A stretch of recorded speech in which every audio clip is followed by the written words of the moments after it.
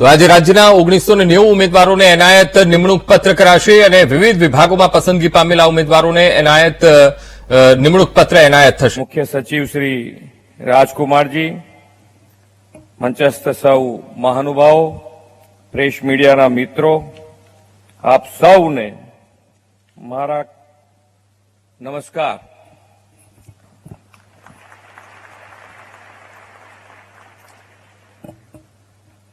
કેટલા જણ?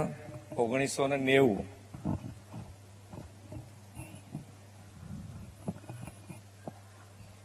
તમારા મોઢા ઉપર સ્મિત છે. અહીંયા આગળ સર્ટિફિકેટ આપતો તો પેલા ભાઈને લેવાની ઉતાવળ હતી એમ, એટલે મેં કીધું આ તારું જ છે, તાર બીજા કોઈ નથી લઈ જાય. એટલે મનમાં એને મેં નથી કીધું, પણ એ ઉત્સાહની વાત છે કે ભાઈ કેટલો ઉત્સાહ હોય છે. અને એક તો મગજમાં બધાને એક આવી ગયું છે કે ભાઈ સરકારી નોકરી, અને સરકારી નોકરી મળી જાય પછી આપણને શાંતિ. પણ હમણાં હસમુખભાઈ પટેલનું નામ બોલાય એટલે બધાને કેવી તાળીઓ પડે એમ.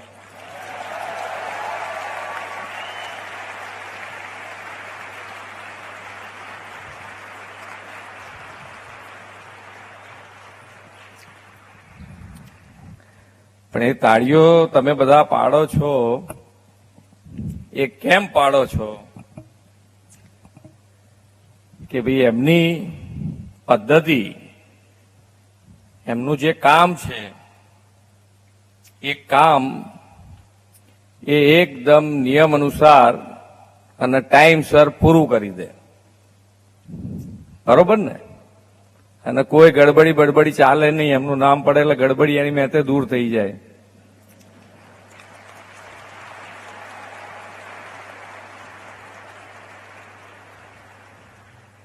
એટલે આપણે બી આપણને બધાને તાલી પડે એવું કામ હવે આપણે કરવાનું છે. મુદ્દો એટલા માટે છે આપણા માટે કે હવે આપણે પણ નોકરીમાં જોડાયા, સરકારી નોકરીમાં જોડાયા છીએ. લોકોની ખૂબ સેવાનો તમને મોકો મળવાનો છે. તમે જે ડિપાર્ટમેન્ટમાં હો, જ્યાં કામ તમને મળ્યું હોય, લોકોને એમ થવું જોઈએ કે ભાઈ ના, એમની જોડે જઈએ એટલે કામ આપણું પૂર્ણ થઈ જાય. અને દરેક વસ્તુમાં કામ થઈ જવું જરૂરી નથી, પણ જે સામેનો વ્યક્તિ કામ લઈને આવ્યો છે એ કામ ન થાય એવું હોય તો એના મગજમાં ક્લેરિટી તમારે આપવી પડે કે ભાઈ આ તારું કામ નથી થવાનું. પણ તમે રોજ કાલે જોઉં છું ને પરમદાડે જોઉં છું ને ચાલ્યા કરે. એક તો સરકારી ઇમેજ આપણે બધાએ ભેગા થઈને બદલવાની છે. બદલવાની છે ને? આમ જોરથી બોલો, આમ ધીમે ધીમે ના બોલો. હા, વડાપ્રધાન શ્રી જે પ્રમાણે દેશને અત્યારે દુનિયાના ફલક ઉપર ગૌરવ અપાઈ રહ્યા છે, અને એ ગૌરવ જે મળી રહ્યું છે આપણને બધાને, એમાં આપણો પણ સહયોગ થવો જોઈએ. એટલું તો થવું જોઈએ ને. એટલે આપણો સહયોગ કેવી રીતે કરી શકાય એ આપણે બધાએ વિચારીને કામ કરવાનું છે. અને પદ્ધતિ જેમ જેમ ખ્યાલ આવતો જાય એમ હમણાંથી અહીંયા આગળ સીએસએ કીધું કે ભાઈ અમે પદ્ધતિ આખી બદલતા જઈએ છીએ, કારણ કે ઉમેદવારો એટલા આવતા હોય છે, ઉમેદવારોની એક્ઝામ લેવી, અને એક્ઝામમાં સૌથી મગજમારી વાળું કામ એટલે શું થાય? પેપર ફૂટવાનું. પેપર ફૂટવાનું મગજમારી વધારે. એટલે એ આપણે નથી જોઈતું. આપણે આટલું સરસ આજે તમે જુઓ અહીંયા આગળ જેટલાના નામ બોલાયા, બધાને ક્યાંક ને ક્યાંક પરિસ્થિતિ, બધાની નાની મોટી ઘરની પરિસ્થિતિ આપ જોયું તો ફાધર એમના શું કરે, મધર શું કરે છે, કઈ પરિસ્થિતિ હતી, એ પરિસ્થિતિમાંથી આપણે બહાર આવવું છે. અને બહાર આવવા માટે આટલી બધી મહેનત કરી હોય, સરકારી નોકરી મળી હોય, તો આપણને આપણો તો વિચાર આવવો જ જોઈએ. સામેવાળો વ્યક્તિ આવ્યો છે તો એનું કામ કેટલું ઝડપથી થાય, એને 10 રૂપિયાનું ભાડું મોંઘું પડતું હશે કે નહીં પડતું હોય એ તમને ક્યાં ખબર છે? એ બાજુવાળા પડોશીના 10 રૂપિયા લઈને અહીંયા તમારી ઓફિસ સુધી આવ્યો છે એ તમને ક્યાં ખબર છે? પણ તમે તમારી જિંદગી જે રીતે જીવ્યા છો કે ભાઈ નાની ઘરમાં મુશ્કેલીવાળા ઘરમાંથી તમે આગળ આવ્યા છો, એ બધી જ પરિસ્થિતિ તમને યાદ રહી અને સામેવાળાનું કામ કરતા રહો તો આપણે આજે સરકારી જે બધું નીકળી જાય અને આપણે એક થઈ, જે વડાપ્રધાનશ્રીનું છે ને કે સૌનો સાથ, સૌનો વિકાસ, સૌનો વિશ્વાસ અને સૌના પ્રયાસથી વિકસિત ભારત બનાવવાનું છે. ને વિકસિત ભારત માટે લીડ કોણ લેશે? વિકસિત ગુજરાત. અને વિકસિત ગુજરાત માટે તમે બધા તૈયાર ને?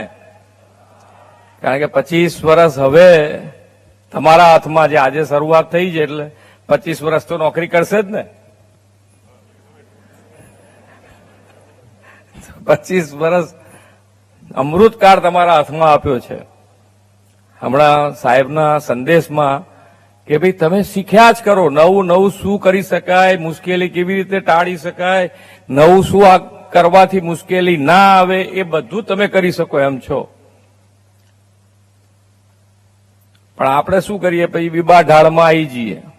અને એક તો કેવી ટેવ હોય છે આપણે બધાના, તો તમારે નહીં અમારા બધાને એવું જ હોય અમુક વસ્તુ, કે એવું નથી કે અહીંયાથી બોલીએ એટલે બદલાઈ જાય.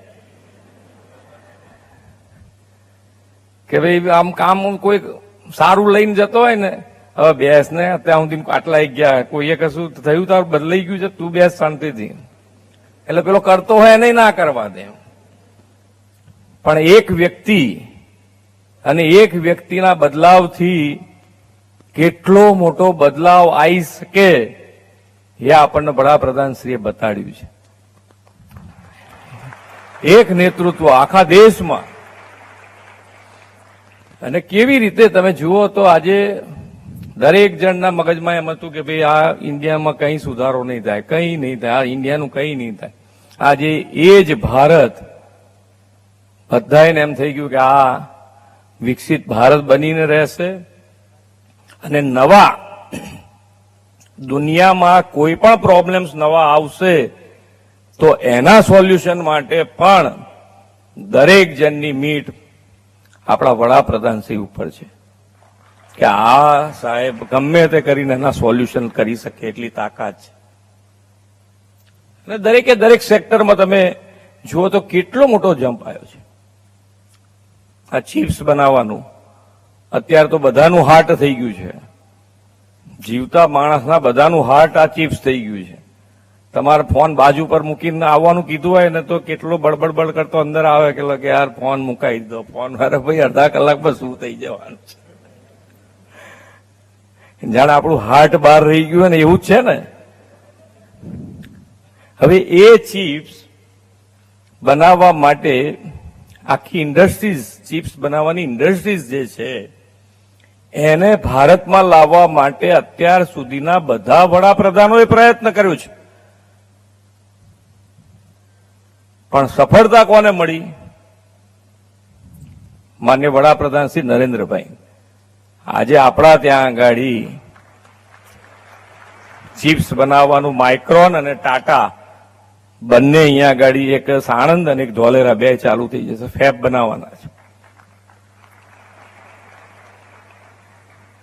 એટલે એક તાકાતથી જ આપણે આગળ વધવું પડે. અને તમે કયું કામ કરો છો, કયું નથી કરતા, એમાં પડવાની શું જરૂર છે ભાઈ? બધા એક સરખું જ કામ કરશે એવું તો બનવાનું નથી ક્યારે. કે નાનું કામ, મોટું કામ, કે મારું તો હવે યાર હું તો તલાટી છું, હવે મારું કેટલું આવે, ભાઈ તારું બહુ આવે. તારી તો અમે સાંભળીએ છીએ કે તાકાત જ તલાટીની છે.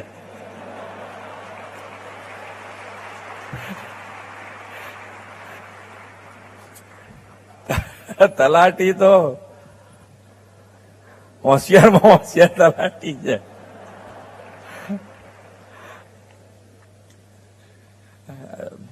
અને લાભ ક્યાં મળે?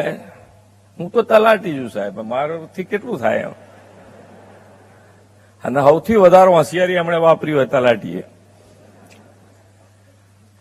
એટલે આપણે બધાએ આ જે રીતે, જે ઉત્સાહથી આજે આપ સૌને સરકારી નોકરી આ પ્રમાણપત્રો આપ્યા છે એ જ ઉત્સાહથી જ્યાં સુધી આપણે નોકરી કરીએ, જે ડિપાર્ટમેન્ટમાં કરીએ, જ્યાં કરીએ ત્યાં આપણી પ્રેઝન્સ લોકોને પોઝિટિવ, એ તો ઘણી વખત એમ કે ભાઈ પ્રેઝન્સ તો મારી વર્તાય જ છે, જ્યાં જવું ત્યાં મારી પોઝિટિવ લોકોને વર્તાય આપણી પ્રેઝન્સ. આપણે ખૂબ સારું કામ કરી અને જે વડાપ્રધાનશ્રીનો સંકલ્પ છે કે ભાઈ આ અમૃતકાળમાં આપણે વિકસિત ભારત બનાવવું છે અને એની લીડ ગુજરાત લઈ આપણે સૌ સાથે મળીને આગળ વધીએ, એ જ અભ્યર્થના. ભારત માતા કી જય, વંદે માતરમ, જય જય ગરવી ઉદય.